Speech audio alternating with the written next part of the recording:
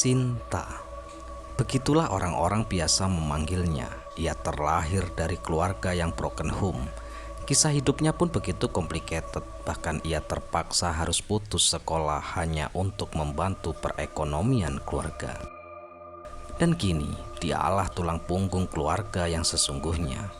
Dalam usia yang masih remaja, Sinta harus memikul beban masa depan adik-adiknya.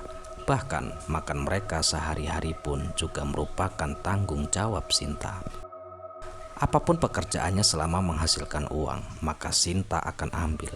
Tidak mengenal kata halal ataupun haram, tetap ia ambil. Sebab itu tadi, bebannya terlalu berat sehingga tidak bisa membuatnya berpikir waras lagi. Apalagi ketika sang ibu sudah mulai berkata, "Neng, berasnya sudah habis." Atau, "Kak, besok disuruh melunasi SPP, Kak." Ya, itu tandanya Sinta harus melangkah dan mulai mengencangkan perutnya agar bisa mencukupi kebutuhan keluarga tanpa ia pikirkan kebahagiaan dirinya sendiri. Apapun pekerjaannya seperti sudah hampir Sinta lakukan, mulai dari tukang sapu jalanan, tukang parkir, tukang membawa barang, sampai pernah waktu itu Sinta mencuri telur 1/4 kilo di sebuah warung karena waktu itu adiknya sakit dan harus makan. Sedangkan adiknya ini tidak mau makan nasi sama garam saja. Adiknya waktu itu meminta lauk telur, namun Sinta kebetulan tidak memiliki uang sepeser pun. Memang apa yang dilakukan Sinta itu salah dan mungkin tidak ada pembenaran apapun. Tapi kita juga tidak berhak menjudgment, sebab kita tidak pernah memakai sepatu yang sama, jadi cukup menjadi pendengar yang bijak saja. Hingga akhirnya Sinta pun kala itu diterima di sebuah perusahaan penyalur tenaga kerja, dan waktu itu ia melamar dengan menggunakan ijazah SMP. Lalu di perusahaan itu dia pun dipekerjakan sebagai cleaning service dan diletakkan di salah satu rumah sakit yang berada di daerah kota Surabaya. Akan tetapi Sinta justru kala itu malah resign setelah bertahan hampir 3 tahun di pekerjaannya itu. Selain memang ada kendala, pekerjaan itu juga bukan sesuai dengan karakternya, sehingga Sinta merasa tidak nyaman setiap kali ia bekerja. Seolah-olah ia malah terasa terbebani di tempat kerjanya itu. Tidak bisa leluasa dalam menggeluti profesinya. Waktu itu pun akhirnya ia memutuskan untuk memilih resign. Dia pun lalu mencoba mencari informasi pekerjaan yang baru, dan karena tidak mungkin jika ia harus menganggur lebih lama lagi, sebab semua orang yang berada di rumahnya kala itu berpangku tangan olehnya. Jadi dia tidak bisa terlalu lama berleha-leha. Jangankan bersantai-santai ataupun berleha-leha, bisa menikmati gajinya sendiri saja hampir tidak pernah ia rasakan. Dan singkat cerita, Sinta kala itu mendapatkan info lowongan kerja di sebuah rumah karaoke di area kota Surabaya. Lowongan yang diperlukan saat itu adalah menjadi seorang LC ataupun pemandu karaoke. Di sini, Sinta pun tertarik dengan pekerjaan itu, apalagi tidak terikat dan sesuai dengan minatnya, yaitu bernyanyi. Hampir semua lagu dangdut ia kuasai, jadi tidak ada salahnya jika ia mencoba melamar kerja di tempat karaoke tersebut. Pada suatu malam, datanglah Sinta untuk melamar pekerjaan, dan di situ kala itu ia disambut baik oleh seorang mami. Ya, mami ini suka dengan wajah Sinta, katanya sesuai dengan karakter yang ia cari. Namun ada sedikit masalah kali ini, yaitu Sinta harus siap memakai baju terbuka di setiap kali ia bekerja. Alhasil, ketika ia sudah mulai bekerja dan dia pun harus pintar-pintar untuk menutupi pakaian yang ia kenakan, sebab Sinta ini tinggal di area yang padat penduduk. Banyak sekali CCTV dan juga toa-toa kampung. Jika tidak pintar-pintar, ia bisa menjadi gosip di area tempat tinggalnya. Alhasil, setiap kali ia berangkat kerja, dia pun selalu memakai baju biasa. Lalu di pom bensin dekat dengan tempat kerjanya, barulah ia akan berganti baju dengan baju-baju yang seksi. Dan setelah itu, barulah ia masuk ke tempat kerjanya.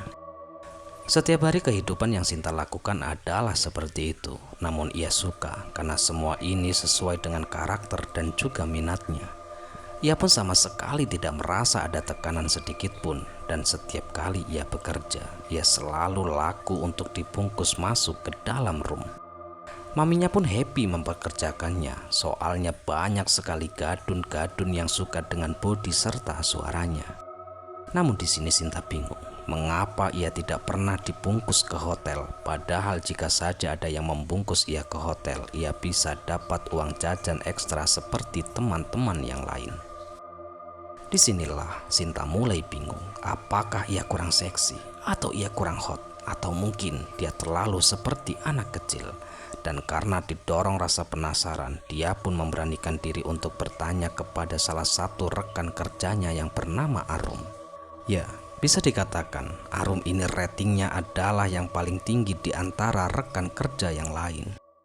Berkali-kali ia dibungkus ke hotel oleh gadun. Mungkin siapa tahu Sinta bisa mendapatkan tips and trik dari Arum. Mbak Arum, maaf mbak, aku mau tanya mbak, kenapa ya mbak, kok aku nggak pernah dibungkus ke hotel ya? Apa aku kurang seksi?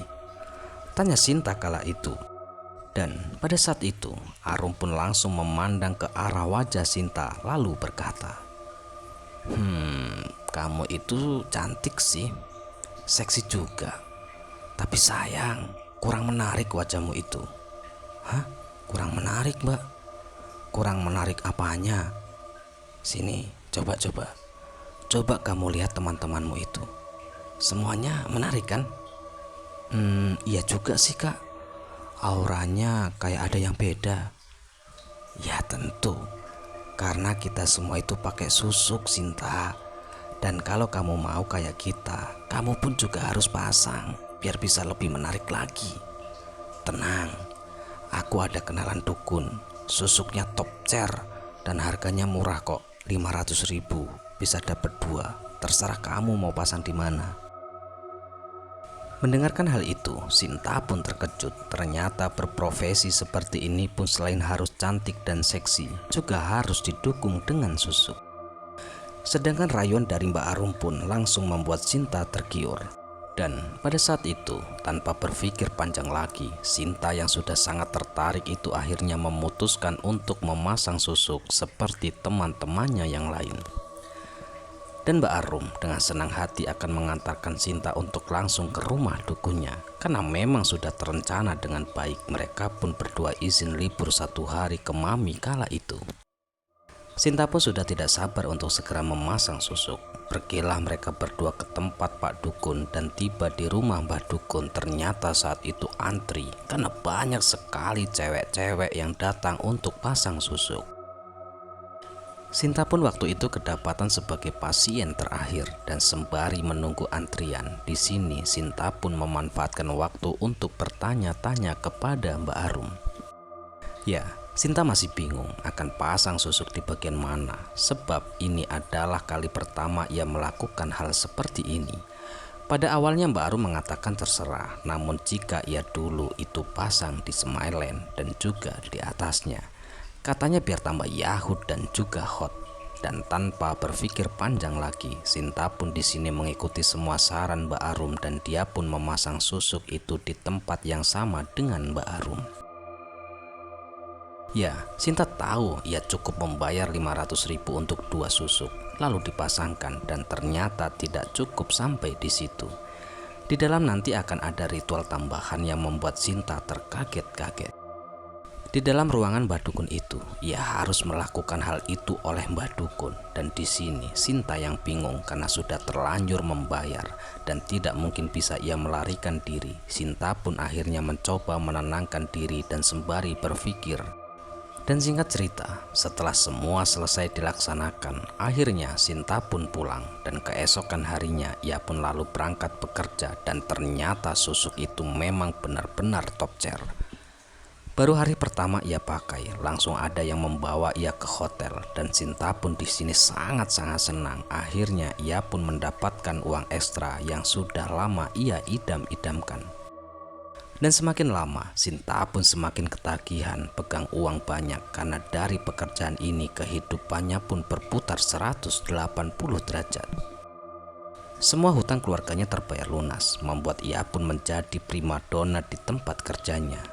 Awalnya ada perselisihan oleh rekan seprofesinya, namun Mami selalu membela dia. Jadi Sinta ini semacam dianak emaskan di tempat kerjanya itu. Hingga suatu hari, waktu itu kedatangan beberapa tamu, dan di antara tamu-tamu itu ada satu orang pria yang memikat hatinya. Ya, tamu itu biasa dipanggil dengan sebutan Ayahanda, dan tanpa disangka-sangka, Ayahanda pun langsung membungkus Sinta ke hotel. Padahal kala itu teman-teman Ayahanda masih berada di room. Sinta benar-benar senang saat dibawa ke hotel oleh Ayahanda dan selesai melakukan aktivitas di dalam kamar hotel itu. Di sini Ayahanda ternyata curhat tentang rumah tangganya. Mendengarkan hal itu Sinta pun sangat bahagia sekali karena ia merasa ada celah untuknya masuk ke dalam kehidupan Ayahanda. Di mana waktu itu Ayahanda mengeluh tentang istrinya yang kini sudah tidak menarik lagi. Ya, Ayahanda merasa bosan atas keadaan rumah tangganya, maka dari itu ia pun lebih memilih untuk pergi ke tempat karaoke seperti ini. Ditambah lagi Ayahanda pun berkata seperti ini kepada Sinta. "Neng, saya pertama kali melihat kamu, saya rasa saya sudah jatuh cinta." Sebagai seorang perempuan pasti Sinta di sini kelepek-kelepek. Ditambah lagi pada dasarnya Sinta memang sudah suka dengan Ayahanda. Alhasil terjadilah perselingkuhan antara Ayahanda dengan Sinta. Hubungan mereka pun semakin lama semakin intens, sampai akhirnya mereka berdua pun memutuskan untuk menikah siri di belakang istri sah Ayahanda. Kemudian mereka berdua pun mengontrak sebuah rumah yang mana lokasinya tidak jauh dari tempat kerja Sinta. Setiap harinya Ayahanda pun tinggal satu rumah dengan Sinta, meninggalkan keluarganya yang sudah menemaninya dari bukan siapa-siapa, mengabaikan istri dan juga ketiga anaknya hanya demi Sinta seorang. Seiring bertambahnya hari, Sinta pun tidak sadar akan posisinya, membuatnya semakin tamak ingin menguasai apa yang pernah diperoleh Ayahanda, termasuk sebuah rumah yang ditempati oleh istri sah dan juga anak-anak Ayahanda. Sinta kala itu benar-benar ingin rumah itu menjadi miliknya. Dia pun terus memaksa Ayahanda, namun Ayahanda awalnya menolak. Ya, di sini Ayahanda mencoba merayu Sinta jika biarkan saja rumah itu ditempati oleh istri dan juga anak-anaknya. Namun Ayahanda di sini berjanji akan membelikan Sinta rumah baru. Akan tetapi di sini Sinta tidak mau dan terus memaksa Ayahanda. Puncaknya ketika Ayahanda mengabulkan permintaan dari Sinta dan kemudian Ayahanda pun pulang ke rumah istri sah. Bukannya memperbaiki hubungan rumah tangga dengan sang istri sahnya, Ayahanda justru di sini malah mengusir istri dan juga ketiga anaknya dari rumah itu.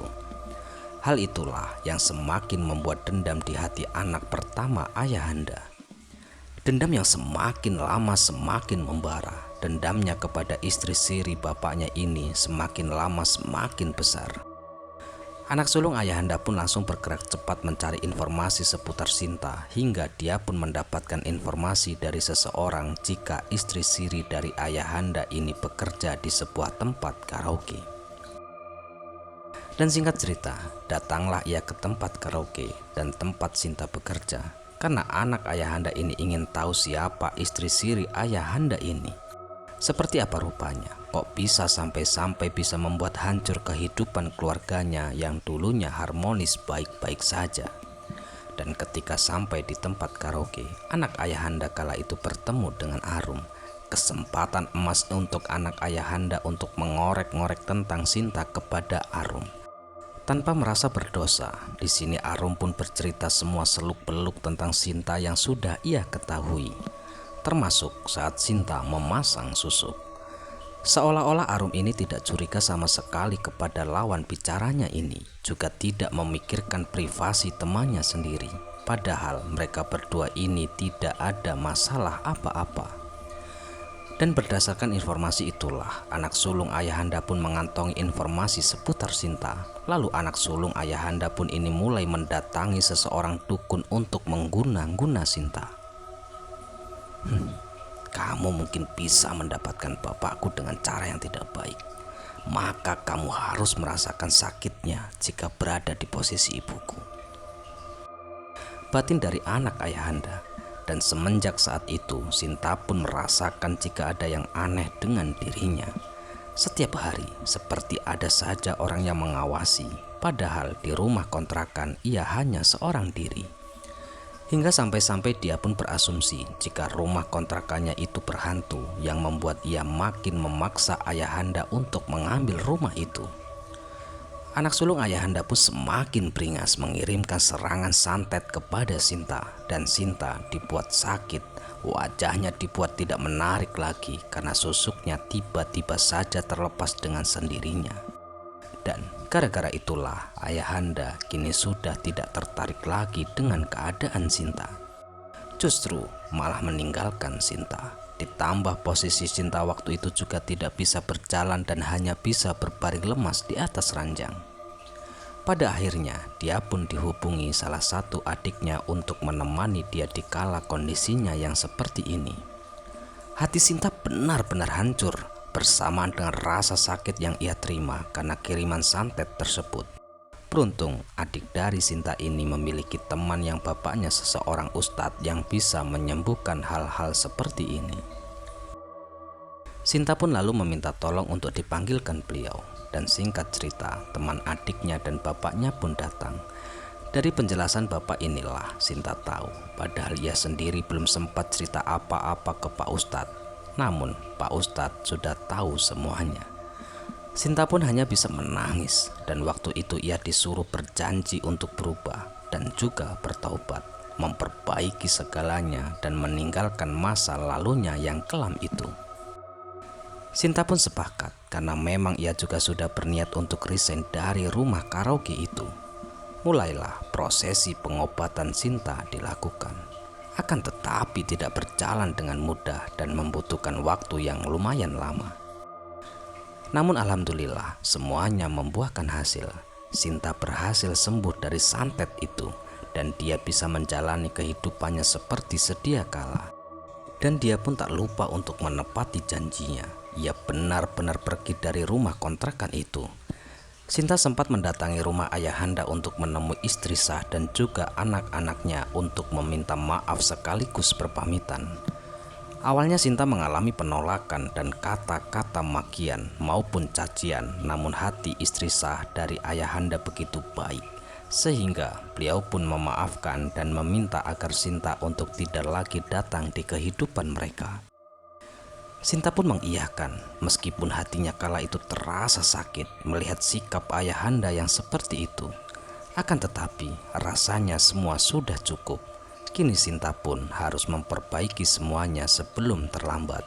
Dan alhamdulillah Sinta kini sudah berubah. Setiap harinya kini Sinta mulai beraktivitas seperti sedia kala di desa tempat tinggalnya. Bahkan ia pun berjanji tidak akan mengulangi dosa itu lagi. Ia sadar apa yang telah ia lakukan merupakan perbuatan yang sangat keji, ditambah dosa besar yang ia lakukan, yaitu merusak rumah tangga orang tanpa memperdulikan keluarga tersebut. Hari demi hari terus berlalu dan pada akhirnya Sinta pun menikah dengan seseorang laki-laki. Dan pada saat itulah Sinta bisa merasakan posisi istri dari ayahanda.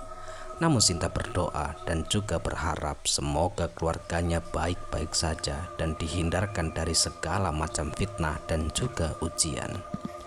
Kini Sinta hidup bahagia bersama suami, ditambah ia saat ini sudah memiliki seorang anak dan ia sudah menjadi sosok seseorang ibu.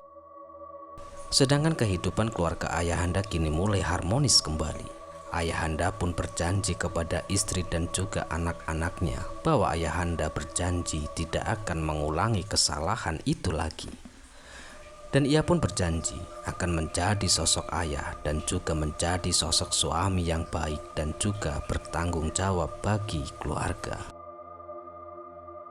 Ya, sekian kisah kali ini. Semoga kisah kali ini bisa menghibur dan bisa menemani waktu istirahat teman-teman dimanapun berada, dan tentunya yang kami harapkan bisa bermanfaat. Eh, Mari kita doakan agar mereka berdua, yaitu Ayahanda dan juga Sinta itu, bisa menjalani kehidupan yang lebih baik lagi dan tidak mengulangi kesalahan itu. Dan tentu kita bisa mengambil hikmah yang sangat luar biasa dari kisah ini ya. Karena kisah ini kan menggambarkan sosok seseorang wanita dan juga laki-laki, namun mereka berdua itu terperangkap dalam dunia yang salah, yaitu perselingkuhan. Nah, kita bisa ambil pelajaran dari sini, yaitu ketika kita sudah berumah tangga, apapun masalah yang terjadi di dalam rumah tangga kita, jangan sampai kita itu menceritakan kepada siapapun, bahkan kepada orang tua dan juga saudara-saudara kita. Justru ketika kita sudah menceritakan hal semacam itu ataupun masalah keluarga kita terhadap orang-orang terdekat, justru itu akan merusak rumah tangga kita. Dan begitupun sebaliknya, ketika kita sedang banyak masalah, kita malah curhat terhadap orang lain, dan di situ bisa jadi muncullah bibit-bibit perselingkuhan. Naudzubillahi min dzalik. Semoga kita dijauhkan dari hal-hal semacam itu, dan semoga kita semua yang sudah berumah tangga dan memiliki keluarga kecil ataupun keluarga besar, kita semua selalu dalam hidup bahagia, dijauhkan dari segala macam mara bahaya, dan dijauhkan dari segala macam fitnah. Amin, amin ya rabbal alamin. Kami ucapkan mohon maaf yang sebesar-besarnya jika ada kata-kata yang salah yang kami sampaikan di dalam cerita, dan kami ucapkan beribu-ribu terima kasih kepada teman-teman semua yang selalu mendukung kami. Semoga amal kebaikan teman-teman dibalas oleh Allah Subhanahu wa Ta'ala berupa hal-hal yang lebih baik dan lebih bermanfaat dalam kehidupan kita semua. Dan untuk teman-teman mungkin yang baru mendengarkan kisah kami ataupun baru menemukan channel ini yang belum mendukung, silakan dukung kami dengan cara klik tombol subscribe-nya, dan jangan lupa nyalakan loncengnya agar tidak ketinggalan video-video terbaru dari kami. Sekali lagi saya Tony mengucapkan mohon maaf yang sebesar-besarnya jika ada kata-kata yang salah yang kami sampaikan di dalam cerita. Bye, sampai jumpa di cerita-cerita selanjutnya. Akhirul qouli wassalamualaikum warahmatullahi wabarakatuh.